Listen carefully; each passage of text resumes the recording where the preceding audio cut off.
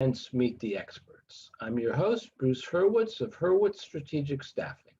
You can find us on the web at hsstaffing.com. I hope you'll consider us for all your staffing, career counseling, and speech writing needs. I am delighted to be joined today by Angel Ribo. We will be discussing how to reinvent yourself, pivoting in a crisis. Meet the Experts is sponsored by P&K CPAs. P&K is a full-service accounting firm. They provide accounting and consulting services to businesses ranging from startups to small and mid-cap companies to nonprofits as well as high-net-worth individuals. Contact them today for a free consultation at pk-cpas.com or call them at 973-882-8810. They will be happy to be of service. Angel, welcome to the show. Thank you. Thank you very much, Bruce. Thank you for having me. It's a pleasure to be here. And obviously, thank you, everybody who's listening to us today. Well, the pleasure is mine. Please take a minute or two and introduce yourself to our viewers. Thank you. Absolutely. So I am originally from Barcelona, close to Barcelona, but I've lived in Plano, Texas for the last 10 years. Basically, what I do for a living, I help both corporate CEOs and established entrepreneurs who hire me to bridge the gap globally for expansion and exposure as a way to accelerate the growth of their businesses. And I'm able to do that because, before I started my own business 5 years ago, I had worked and I had helped more than 1,500 CEOs in 33 different countries. Also, I think it's important for everybody to know that my passion is in helping underprivileged kids in Latin America become entrepreneurs using their local resources. And I was blessed of joining a couple of business partners, of friends of mine a few years ago, and we started Wisdom for Kids in order to do that. So thank you for having me, Bruce. It's my pleasure.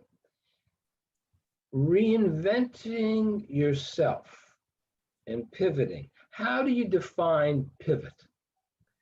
Thank you. Well, when I think about pivoting, I actually think about these basketball players that, when they are in possession of the ball, they start moving one leg is still, in contact with the ground, and the other one, they keep on moving it, one side and the other. So, and that's how I consider pivoting. Pivoting is actually, in a business setup, for me, pivoting is like changing something in your life or changing something in your business, but taking as a starting point what you have already developed and what you have already learned throughout time. So that's how I define myself pivoting. Now, if I can get through this without coughing, why would you have to reinvent yourself? Is it really reinventing yourself or reinventing the business in a crisis?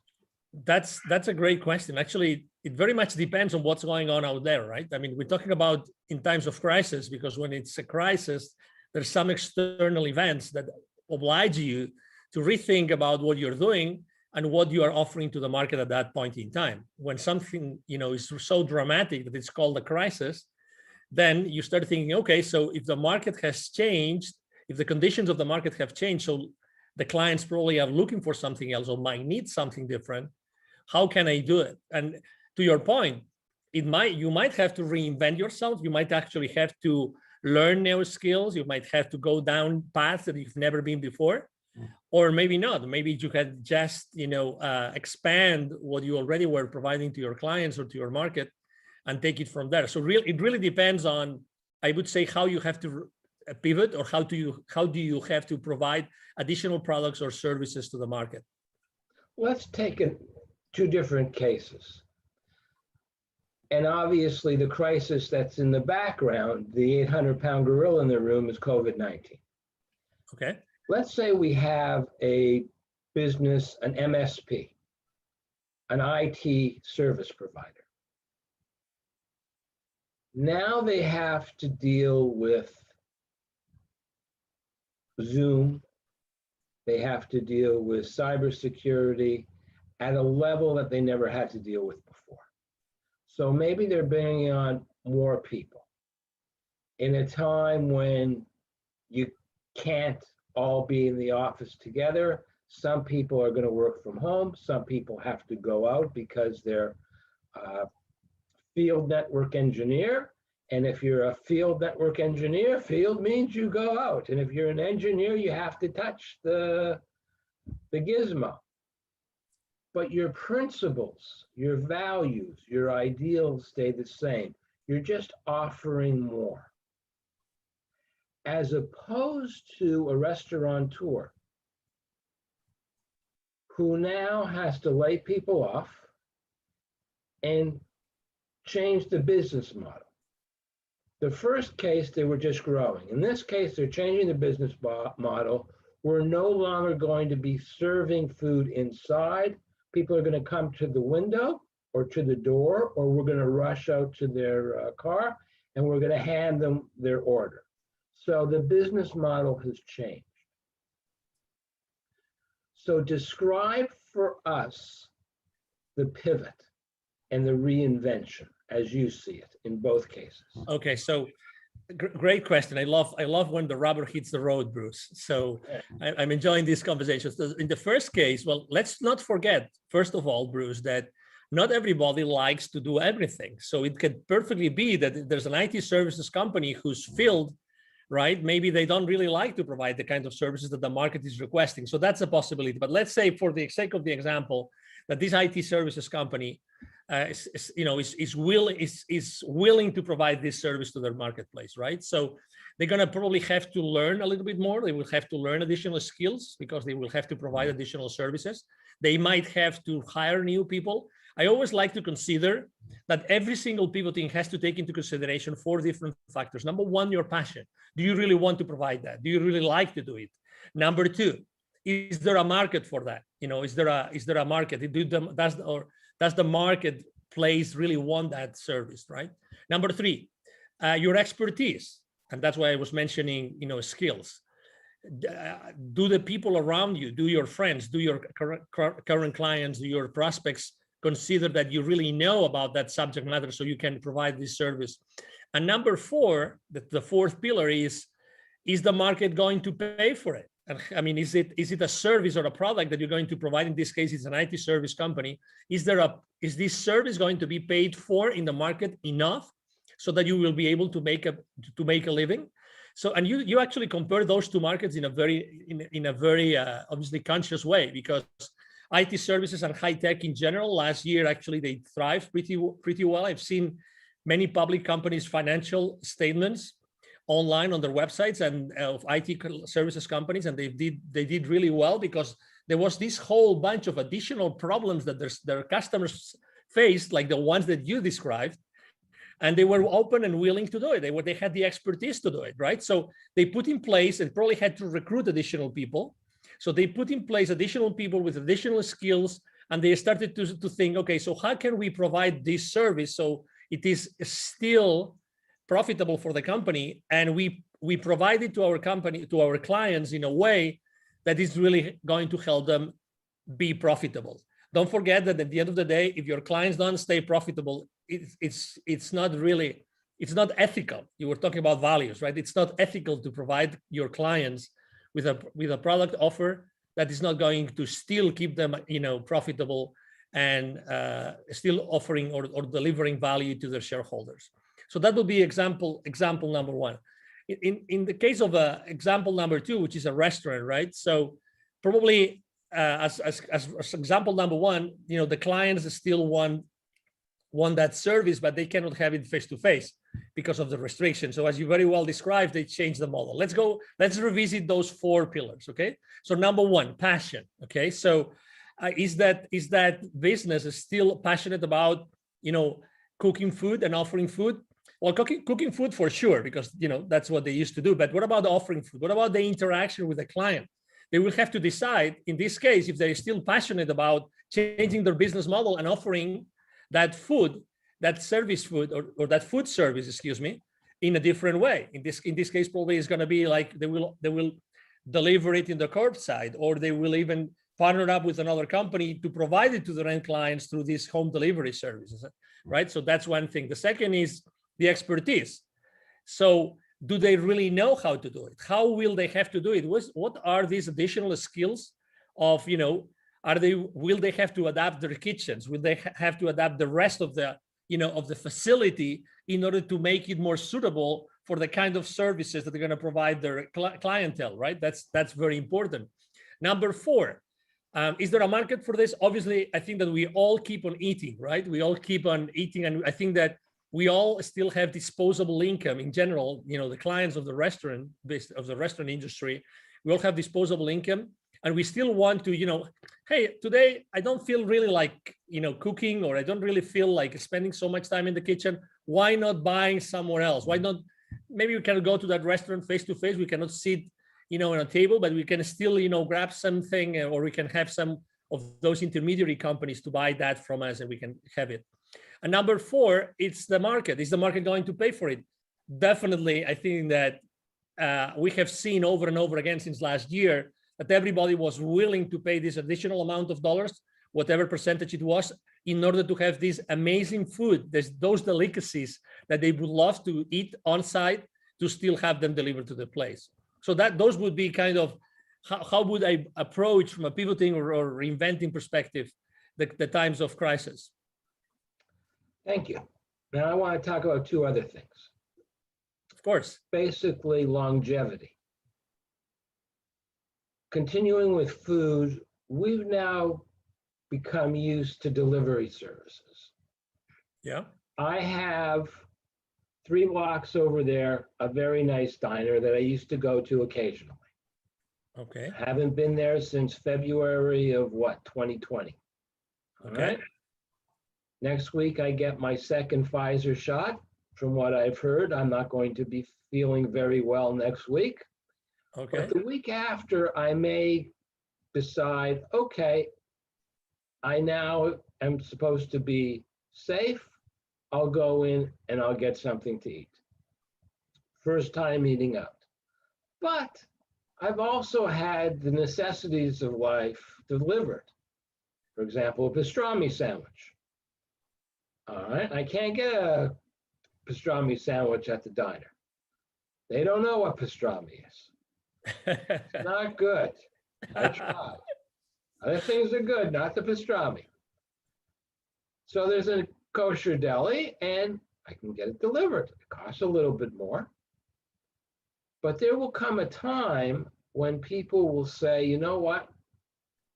Let's go out and eat. Let's not get delivered. There are going to be fewer deliveries. On the other hand, I very much like the idea of the supermarket delivering my food so I don't have to carry a lot of heavy bags. That, for me at least, is going to continue indefinitely. You're providing services based on a crisis, and once the crisis is over, how do you keep your clients utilizing those services? Because those services are going to remind you of the crisis, which you want to forget. I think that, well, number one, there's uncertainty, right? We're talking about uncertainty in the marketplace. So I think that we still don't know for how long, let's say, these business models have to be in place. For how long, or are those business models going to be in place, or those different ways to provide services and products to their clients? I think that we still don't know. So maybe the question is, I think that, and I'm going to relate to what typically happens when someone is launching a startup, some entrepreneur is starting their own business.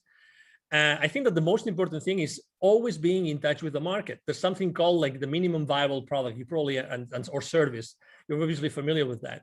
I think that being in touch with your client, consistently with your client, is going to give you the answer to what you just asked me. I think that really knowing what people are going to be comfortable in the future is going to be key. What I would personally do, and I would suggest probably my clients to do, is, hey, how are you keeping in touch with your client right now? Do you really know exactly the demographics of your client? Do you know where they are located? Do you know what kinds of services? Probably, if they have some system in place, some point of sale system in place, they will probably know who is typically buying what. And that's what's called like market intelligence, right? They already know their customer base, what are their habits of what they are buying or where they're eating, how they're doing it, how often, on which time frames, right? So all that market intelligence, the customer base intelligence, if you are a company that really cares about being in touch and knowing exactly what the market is asking for, I think that you will be able to really surf that wave. So obviously you have to plan. You have a business and you have to plan. I think that right now, being flexible about what you're planning and the decisions that you make according to the operations, you asked me about the operations also, as well. I think it's going to be the wise thing to do. There will be people that are going to stay on a place where they still feel more comfortable having everything delivered, and there's going to be people that will feel easier, more prone to go back to their former habits, right? So I think there's still a question mark to be able to answer your question, and we have to be ready as never before to be able to cope with the uncertainty and with the continuously changing habits of our consumers. That's excellent regarding services, but let's talk about products, and there's only one product that I can think of. 2 feet away from me, maybe 3. So to make you comfortable, 1 meter away from me are 2 gaiters. You know, the masks that don't have the strings for the ears. Okay. The 3 original blue masks that everybody bought a year ago. 2 black masks that I shouldn't have bought on Etsy. And once it's over with, I don't need any more masks because I can wash the gaiters. The other ones, for whatever reason, I haven't thrown away. I probably should. I doubt I would use them. There are companies now that most of their income are from masks. And that demand is going to disappear. So how do they pivot with their inventory, with their machinery, to something new? Because people are not going to want to wear masks forever. I agree.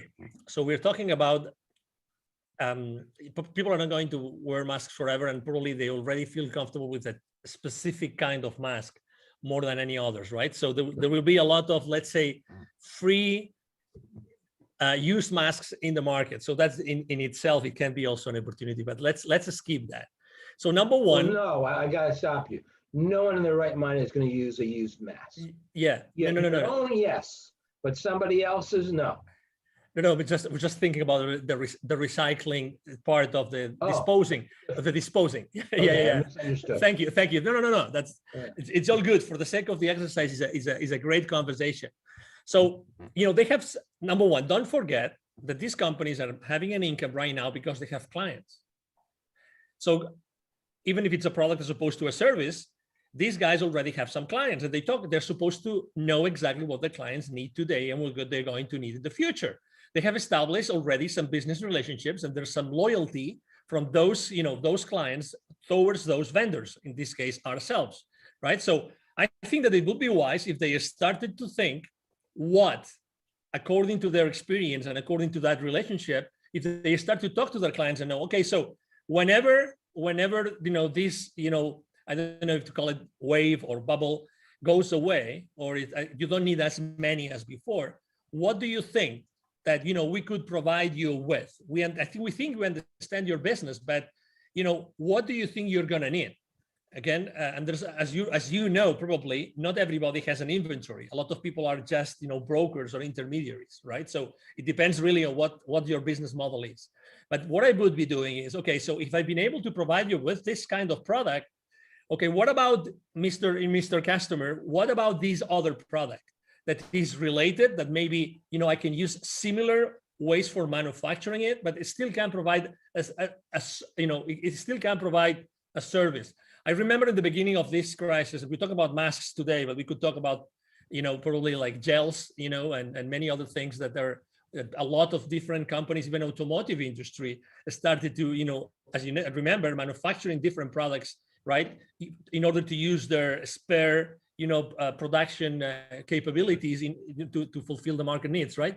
So I think it's gonna be the exact same thing, but the difference is that you made a statement, which is we're not going to need as many masks in the future. So I think that this is a lower level of uncertainty compared to what we said before. So I think that you can plan for a downtrend in the market of a specific product, and you can start thinking about, okay, so my production facility, in case it's my own production facility, how can I repurpose it so that I can try to have the same clients use a different product that can be of service to them moving forward, right?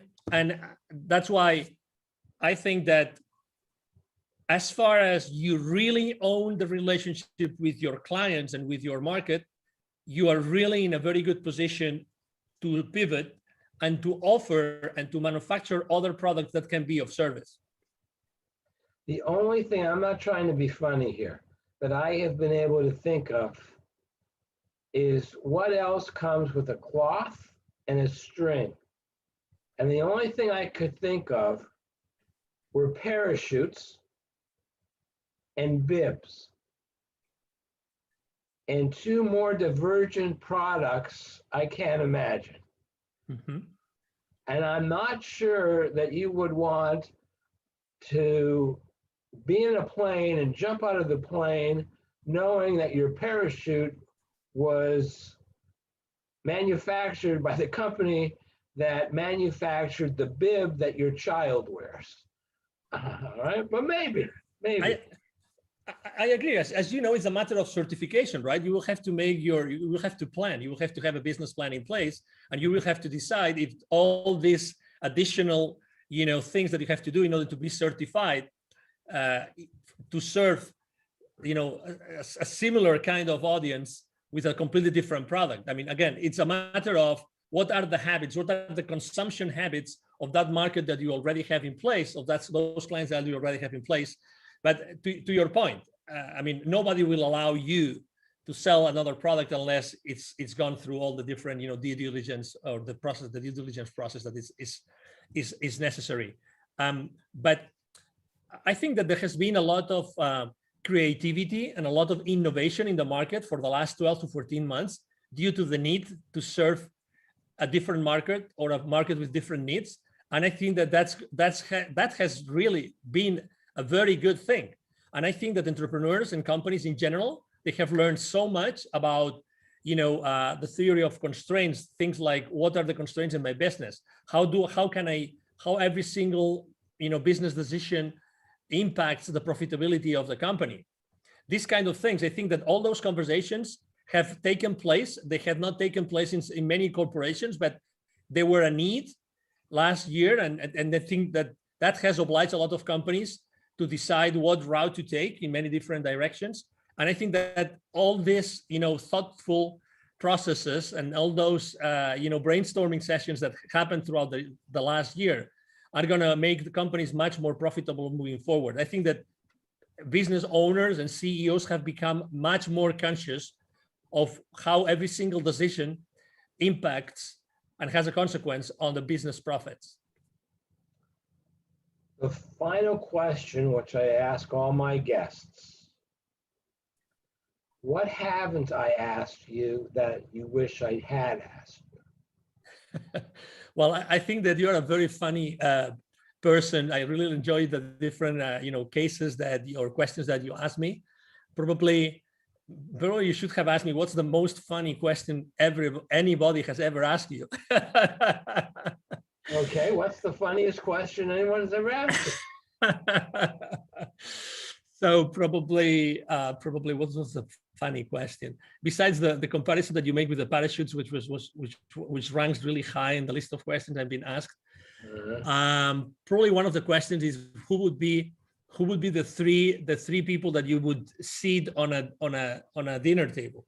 That's probably one of the funniest ones, because I really like to have. That's actually not a funny question. That's a good question. But I will tell you why it's a funny question, because I love so much to eat and to cook. So for me, it's real fun to think about working or thinking about who would I share specific plates. And for me, a table is almost like a sacred place where lots of magic happens, and where actually sitting next to someone and knowing and establishing that relationship around food, I think it's really a magic place where lots of things get accomplished.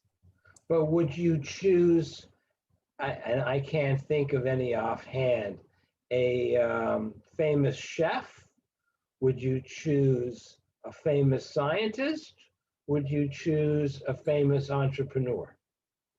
And would the three of them have to have something in common so that they could have a good conversation? Or would this just be you want to have three separate conversations? Great question. Absolutely amazing question. Probably any of the three would have anything in common as far as their field of expertise, but I think that they all three would have, such a generic wisdom and background that would allow them to have a conversation among us four. That's what I think.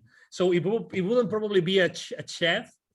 I really know a very good chef that has had many Michelin forks in Europe, back in Europe, many restaurants, very, but I actually would, let me answer the question if I may. So the first person I would have on the table would be myself 7 lifetimes ago. I apparently was a Knight Templar, a Templar Knight. A Templar Knight, excuse me, I said it the other way around. That's one person, that would be myself. Actually, they're called the Knights Templar. Okay. You had it right the first time. Oh, okay. Thank you for correcting me. So you're protecting the Holy Grail. You've got your sword. Exactly. That's one, and it's myself. So I would love to talk to myself. 7 lifetimes ago. The other person would be whoever is running the show in the world. Whoever that person or group of person. Maybe one of them. I would love to have that whoever that is. Sitting next to me. I would love to be one part of the conversation. And the third one would be Jesus, and maybe not for the obvious reasons, but the reason for me would be because I think that typically the history books are written by the ones that won the wars. So I would love to have firsthand access to Jesus, so I could really have those tough conversations about, did you really write that? Did you really say that? Did you really do that? I would love to have that conversation. And I think that these three individuals all together could have a very, very nice conversation. What do you think, Bruce? I think that it would be nice up until the end, what you said about Jesus, because I am assuming, and then you shouldn't make assumptions, that you are a nice Catholic boy. And that what happens when you ask Jesus, did you really say, did you really do, did this really happen? And he says to you, no. Then that would impact you on a very deep level. So sometimes it's best not to know. I found, it's very disappointing. We'll end on this. Churchill was supposed to have said to, he was stopped by a woman at a party, a lady, and she said to him, Winston, you are drunk. And he said, Madam, you are ugly. The difference between us is tomorrow morning I will not be drunk. And then it was whether or not he continued the reason that you're laughing. But according to one of his biographers, it never happened.